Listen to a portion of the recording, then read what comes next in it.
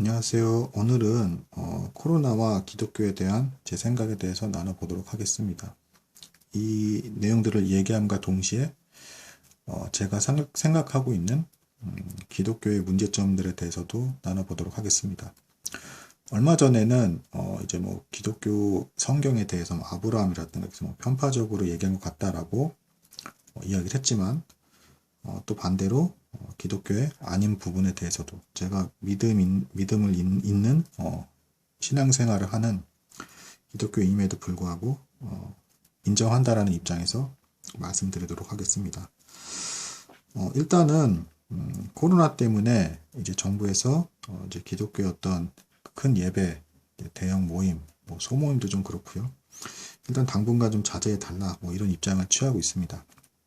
거기에 대해서 모두는 아니지만 이제 일부 기독교인들이 이건 좀 뭔가 정치적 음모가 있는 것이 아니냐. 그래서 일부러 이렇게 우리를 좌파 정권이 이렇게 주로 우파를 지지하는 이 기독교인들을 박해하는 것이 아니라 이렇게 오해를 하는 것 같은데, 제가 보기에는 어쨌든 전염병이 돌면 이런 것들에 대해서, 대형 모임에 대해서 자제를 시키는 어떤 그런 반응을 보이는 것은 지극히 정상적이라고 생각을 합니다.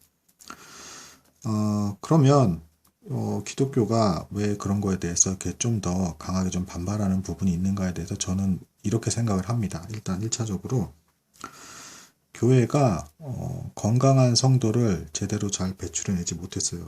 무슨 얘기냐면, 그렇게 매주 일요일 빠짐없이 교회 나와서 설교를 항상 들어야 간신히 뭐 계속 신앙생활하고 헌금을 낼 정도 의 어떤 그런 성도들. 그리고 이제 사실은 이거는 뭐 사회과학적으로도 어느 정도 증명이 된 부분이지만 그런 이제 요란하고 큰 이제 단상의 그런 사운드와 여러 가지 현상들이 잘 모르는 사람에게는 일종의 세뇌 효과처럼 작용할 수 있는 것은 사실입니다. 분별력이 없는 이제 잘 모르는 사람의 입장에서 이제 그럴 수가 있다라는 것입니다. 그러다 보니까 이 예배를 장기간 닫게 되면 이제 상당수가 좀 떠날 수 있다라는 거에 대한 위기감처럼 저는 보입니다. 제가 기독교인임에도 그렇게 보여요. 그리고 실제로 두세 달 정도 뭐 문을 닫기도 하고 이런 과정 속에서 인터넷 예배를 드리게 된 성도들 중에 일부가 이제 예배에 나가지 않게 되는 그런 모습을 보여주고 있다라고 좀 확인도 어느 정도 되었습니다. 만약에 교회가 정말로 건강하게 잘 가르쳤고 성도 간의 사랑이 끈끈하다면 항상 그리워야 되고 뭐 전화도 하고 통화도 하겠죠. 연락도 주고 받고요. 그리고 당분간 좀 떨어져 있다 하더라도 뭐 백신이 나올 때까지라든가 이렇게 해서 처리가 되면 다시금 모이는 것에 대해서 두려워하지 않을 것입니다. 그럼에도 불구하고 이제 그것이 안 되었기 때문에 지금 두려워하는 현상이 아닌가, 저는 그렇게 생각을 합니다. 그리고 교회 안에서 이제 뭐 왜 그럼 이제 그런 현상이 발생을 했는가? 저도 이제 뭐 교회 생활을 했었고, 그런데 일단은 그 목회자들이 성도에 대해서 애정이 없는 것처럼 저는 보입니다. 제가 아이들을 가르치는 사람이고 교회에서도 교사를 했는데, 제가 보기에 제가 그냥 이제 수학이나 이런 걸 가르치는 일을 하는 정도의 애정만큼도 성도들을 신경 쓰는 것 같지 않아요. 이제 그 원인이 뭔가에 대해서 생각을 해보면, 목사님들이 아쉬워하는 것들을 제가 이제 반복적으로 좀 듣게 된 부분은 뭐였냐면, 이분이 더 큰 대형 교회에서 뭔가 더 큰 영향력을 이제 떨치고 싶은 거예요. 더 큰 교단이라든가 어떤 더 규모가 있는 데서 자신의 이름과 그런 것들이 알려지기를 바라는 마음이 있는 것이죠. 대형교회 담임 목사가 된다든가. 그렇지 못한 것에 대한 아쉬움이 있는 것 같았고, 그리고 이제 뭐 설교를 못하게 된다거나 이런 것에서 뭐 물론 이제 아쉬움이 있을 수도 있겠죠. 근데 일단은 가장 기본적인 부분부터 자신의 눈앞에 있는 성도들 하나하나, 불쌍한 성도들, 그 목사님보다 훨씬 불쌍한 상태에 있는 성도들이 많이 있거든요. 그거를 불쌍하게 여기고 찾아가 주고 마음 써주고 이래야 되는 게 사실 정상적인 반응인데, 그런 거는 거의 제가 본 일이 없다라는 것입니다. 전 수십 명 이상 정말 많이 봤어요. 근데 그게 현실이었습니다. 그래서 이제 그분들이 신앙생활을 빙자해서 출세욕이 같이 있는 듯한 모습을 저는 보게 되었다라는 것이죠. 그래서 의외로 사람들을 굉장히 빨리 포기해요. 좀 힘든 것 같다 그러면 애정 쓰는 모습을 제가 별로 많이 보지 못했습니다. 그리고 뭐 이렇게 얘기하면 이렇게 또 말씀하신 목사님도 있었어요. 이제 뭐 단상에서 좀 표적 설교 같았는데요. 뭐 모든 교회를 다 아냐 뭐 이렇게 하는데 문제는 뭐냐면 제가 여기저기 아는 사람이 대단히 많아서 이 지역 저 지역 다 들어봤는데 하나같이 그런 경험을 했다라는 사람이 너무 많은 거예요. 제 혼자만의 생각이라고 하기에는 너무 많은 거죠. 그래서 제가 말씀을 드리는 거고, 그래서 뭐 요즘에 뭐 일부 뭐 유튜브 방송에서도 어떤 목사님들은 뭐 죄송했다 뭐 했다 뭐 이렇게 하는데, 이게 문제는 죄송하다 할 선을 넘어설 정도로 많은 사람들이 너무 많이 다쳤고 상처를 많이 입었어요. 그래서 이게 이 이미지가 바뀌기까지는 상당히 많은 시간이 걸리는 것이 아닌가. 또 한 가지 점의 문제로 제가 교사를 하면서 정말 많은 목사님들이 바뀌는 과정에서 섬겨봤는데 같은 교단의 목사님조차도 가르침이 일치하지가 않아요. 그러면 뭐 생각 없이 물론 그냥 이렇게 섬기는 분도 있겠지만 그 목사님 충실히 이렇게 하는 대로 열심히 좀 정말 했단 말이에요. 정말 열심히 했습니다. 막 새벽까지 막 준비하면서 이렇게 하고. 근데 바뀌었더니 또 교재도 바뀌고 또 다른 얘기를 해요.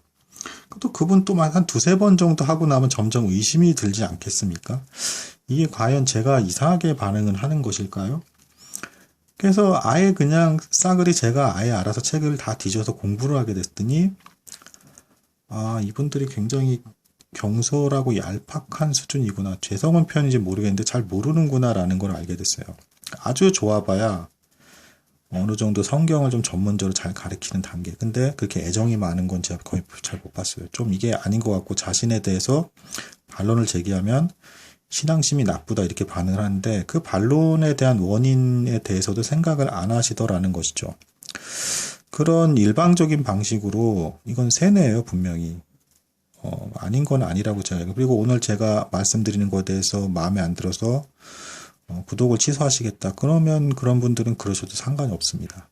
어차피 뭐 여기까지 뭐 제가 소신을 굽히면서 일단은 최대한 유익이 되게끔 제가 여러 가지 뭐 문학 작품이라든가 이런 어떤 교류는 하겠지만 제 생각을 나누는 것에 대한 어떤 소신은 굽힐 생각이 없습니다.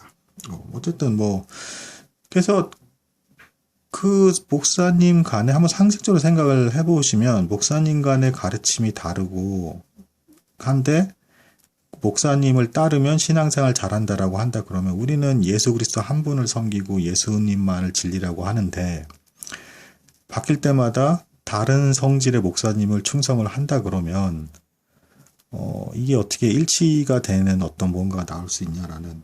그럼 그 목사님은 어떤 분이신가? 그러니까 또 아까 간단히 말씀해서 좀 너무 게을러요. 목사님들 대다수가. 그러니까 일반 성도들이 얼마나 바쁘게 살고 힘들게 사는지에 대한 이해가 없는 듯 합니다. 그러니까 그런 상태에서 코로나란 위기가 왔을 때 교회가 흔들리고 위기에 처하는 건 너무 당연하다. 라는 것입니다. 이거 뭐 핑계 댈 것도 없고 사실이에요.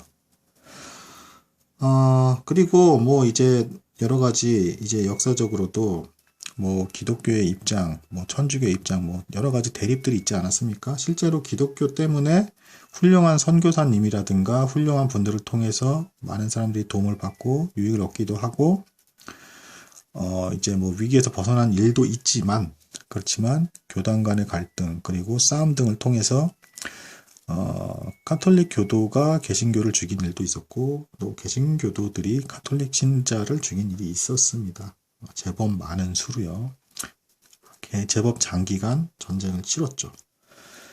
그리고 이제 기독교 안에서도 다양한 또 교단이 있죠. 물론 그거는 천주교 안에서도 사실 마찬가지고 심지어 이슬람 규모가 크다라고 하는 모든 종교에는 다양한 종파 교단이 있습니다. 거기에 이제 갈등 요소들이 있는 것이죠. 근데 희한한 건 목사님들 간에는 목사님이기 때문에 이제 이해를 하고 다 그럴 수가 있다. 그렇지만 일반 성도가 동일한 반론을 제기하면 네가 뭐를 아냐라는 입장을 취한다는 겁니다. 그런데 그거는 사실은 사랑이 없는 대단한 교만한 자세예요. 이건 제가 괜히 말씀드린 게 아니라 오지간한 목사님을 제가 질문으로 당황스럽게 얼마든지 만들 수 있습니다. 제가 일을 하면서도 그 정도로 공부를 했는데 그거 하나만 하는 분들이 그렇게 모른다라고 한다는 건 너무도 창피한 일입니다.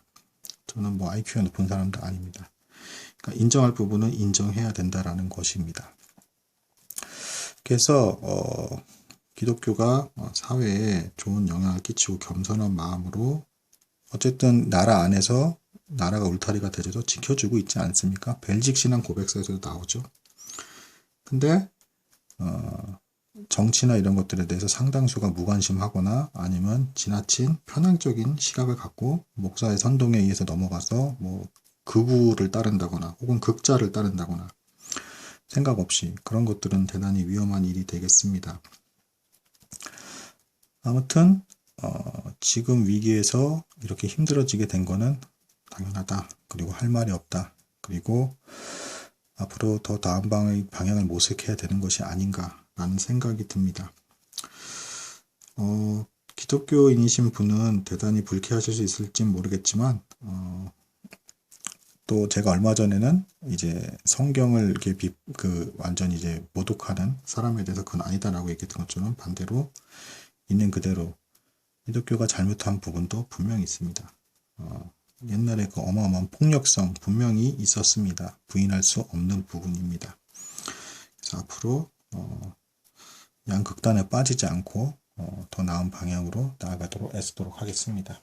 장황하지만 제가 이렇게 저렇게 얘기한 것에 대해서 들어주셔서 참으로 감사합니다.